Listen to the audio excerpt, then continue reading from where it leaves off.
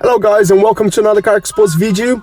Today we have a Lexus IS220 and I bought this car as a project, and I had the car in the same condition here, and the guy told me the digitizer in this unit didn't work, and they tried to repair it and they failed basically. And I've done this replacement. I replaced the digitizer about 2.5 years ago, so hopefully it's gonna work. But I'm gonna quickly take you through the process of getting to this stage, which remove the cup holder and the heater controls for the seats here. You just pry it off. It's got those two tabs here and to the other side, and then come to this part around the gear stick here. Again, you just pry it off. It's held by those plastic clips here. Just pry it off, and then next you have the air vents that you have to remove to get access to the two bolts at the top. And as you can see there, you got a couple tabs on the right there and a couple tabs on the left. You just have to pry that, and then it releases the heater, the air vents. So like I said, you got two fixings at the top and two at the bottom. So the two at the bottom there, two 10mm bolts there and two at the top here. So after removing all this trim here and the air vent, you get access to those bolts. And that's it really. We're gonna take inside. I did order another screen, another digitizer, and we're gonna do the replacement today and hopefully get it working. Also, obviously after you get to the radio, there's a bunch of cables connectors that you have to remove. I've never seen so many cables connecting to your units like this car. Right, so what we're gonna do first here, we're gonna remove this 3 10mm bolt here. You can use a screwdriver as well.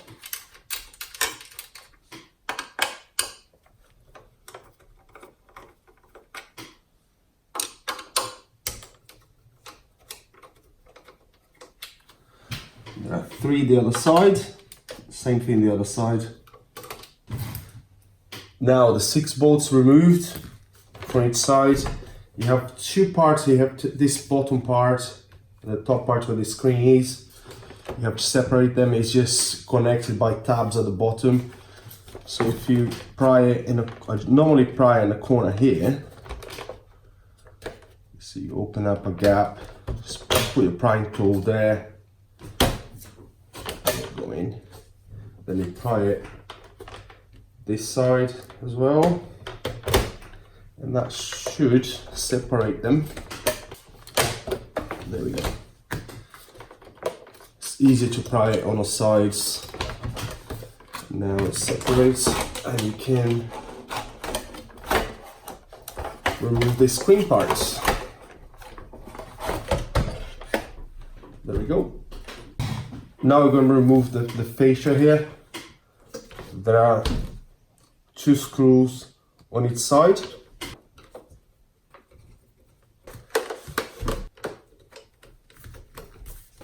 Okay, so now we're going to remove the fascia.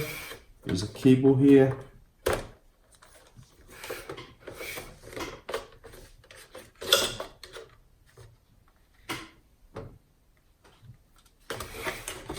Okay, there's a, just be careful when you're putting this up. There's a connector here on the side.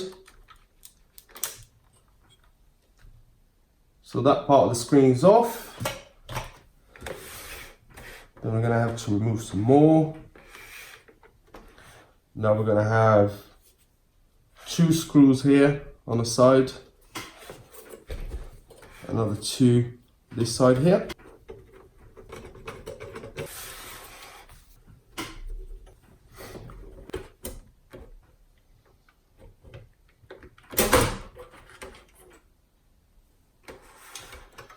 Okay guys, so we have a ribbon cable at the bottom here. It is held by this black sort of holder here. Just pry it up, remove the ribbon cable. Another white connector here, and the screen is off. So we can leave that on the side now. Now this sort of like a metal cage here, another 2 screws on each side.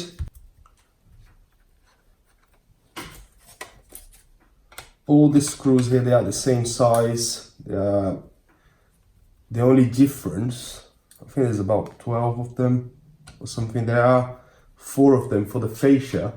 They have a little lip, so that's the only difference. You know, this one's got a little lip there, and the other ones they don't have. So it's for the fascia, but they're all the same in size and everything. So remove the metal cage. Have these chip clips at the bottom here. Lift it up.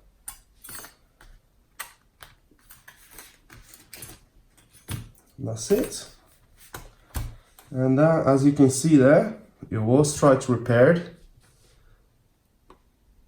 And what fails, this connector here, this ribbon cable here, gets damaged after a while, vibration and everything, and then lose connection with the digitizer, so it doesn't work anymore. So for the digitizer, you do have this ribbon cable here. Lift the brown tab, and then pull the cable. So now with the screen, it's glued up by some adhesive around the edges, only around the edge. So what we're gonna do, we're gonna heat him up a little bit with we're gonna use a hairdryer, and then we're just gonna go around the edges, removing the digitizer.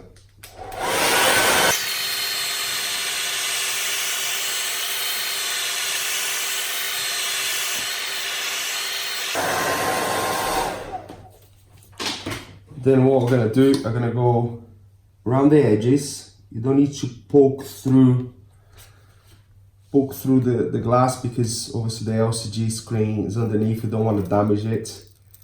This still works fine.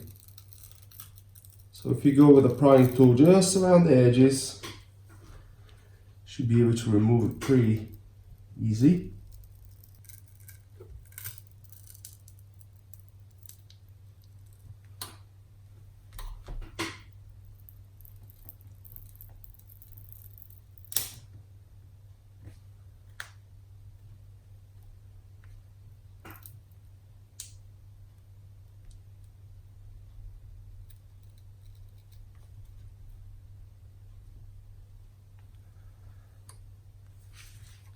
This corner seems pretty hard, so I'm gonna hit him up a little bit here.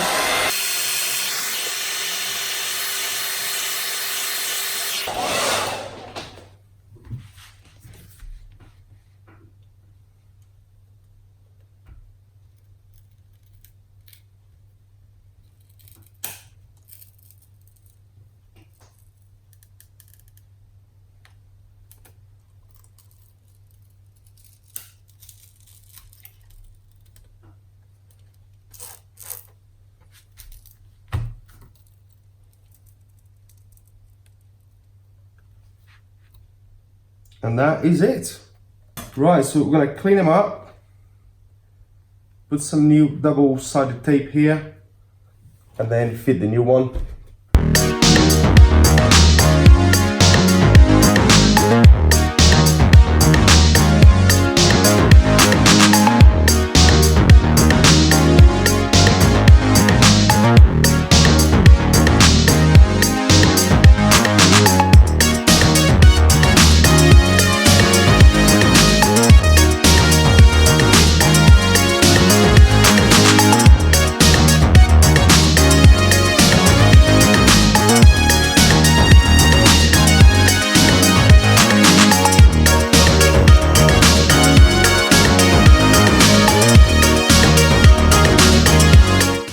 Alright guys, so I cleaned the surface here and I applied some double-sided tape. Screen is nice and clean. Make sure that the screen is nice and clean, no dust or anything in it. Now I'm going to show you the new screen, or the new digitizer that I got. I got this digitizer from eBay. It cost me, I believe it was £58 or something like that. I should be careful with it.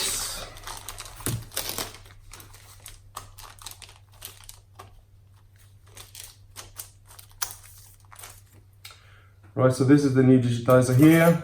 As you can see, it's exactly the same, or very similar.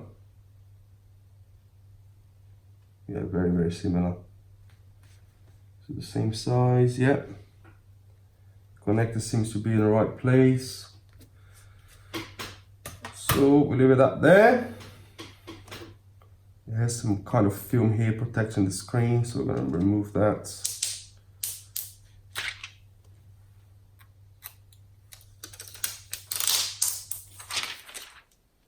I'm just going to stick the new one. Make sure you have the right side, which is there.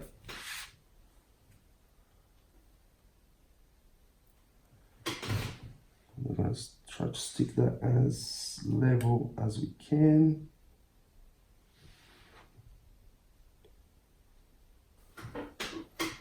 And try not to do what I just done here, guys. I actually forgot to remove the tape at the top of the tape, and that's it. Right, it's nice and flat, stuck all the way around. Lovely. Now we're going to connect it here. So you can see we've got that brown sort of connector there. Just goes in, and then you just push it down, then it locks in place. Make sure it's all the way in.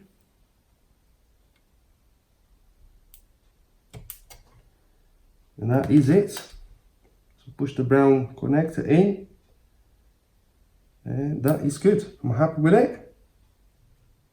Right, reassemble, guys. We're going to remove the protection here. We don't need that anymore. It's nice and lovely. Put this guys in here.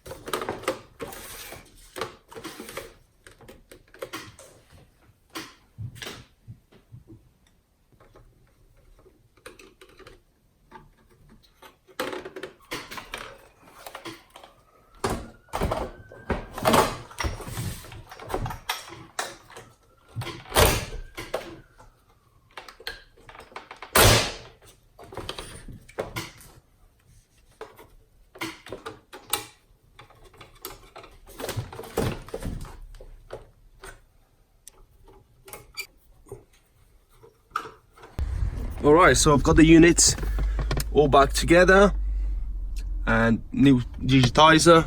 Now we're just about to connect it all up and test it.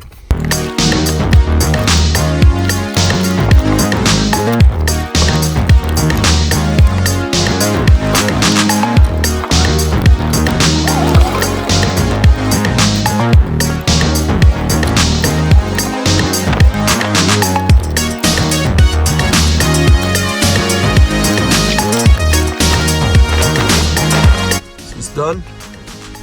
So now I'm just gonna push the unit in place. So let's see if it's gonna work. Put the ignition on.